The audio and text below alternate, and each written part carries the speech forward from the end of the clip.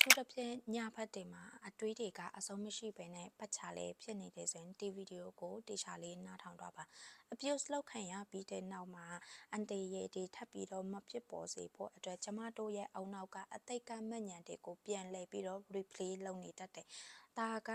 အသိကဖြည့်ရှင်လို့မရတဲ့ကိစ္စတွေကိုအခုချိန်မှာပြန်လှည့်ပြီးတော့ဖြည့်ရှင်ဖို့အတွက်စူးစမ်းနေတဲ့ဖြစ်စဉ်တစ်ခုတာဖြစ်ပါတယ်ဒါကလိုအပ်တာထက်ပိုပြီးတော့တွေးနေတဲ့ overthinking တော့မဟုတ်ဘူးကျမတို့ရဲ့ nervous system အာယုံကြောစနစ်က safety ဆိုတဲ့ဘေးကင်းလုံခြုံမှုကိုရှာဖွေနေတာဖြစ်ပါတယ်ပေါ့နော်ဒါကြောင့်မလို့ကျမတို့တည်းရဲ့အတွေးတွေကိုရပ်ပစ်ဖို့အတွက်စူးစမ်းလေ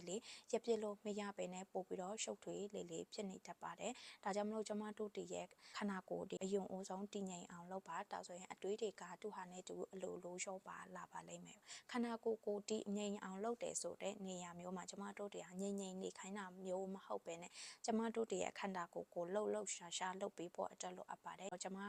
လှုပ်ရတာတဘောကြတဲ့ယောဂတို့ဖလာတေးတို့တဘာဝဒီထဲမှာလမ်းလျှောက်တာတို့စတဲ့အရာတွေကဒါကကျမအတွက်အများကြီးအထောက်အကူပြုတဲ့အရာတစ်ခုဖြစ်တယ်တယောက်နဲ့တယောက်တော့မတူဘူးအဲ့တော့ကျမတို့တွေတိုင်ရကိုနဲ့ကိုက်ညီတဲ့လေ့ကျင့်ခန်းတစ်ခုခုကိုတစ်နေ့ကို10မိနစ်15မိနစ်ပြီးတော့ကိုယ့်ရဲ့ခန္ဓာကိုယ်တည်ငြိမ်အောင်လုပ်ဖို့အတွက်စူးစမ်းပါခန္ဓာကိုယ်ကိုပို့ပြီးတော့လှုပ်ရှားပေးလေကျမတို့တည်းရဲ့အတွေးတွေနဲ့ပြတ်ချက်တွေကပို့ပြီးတော့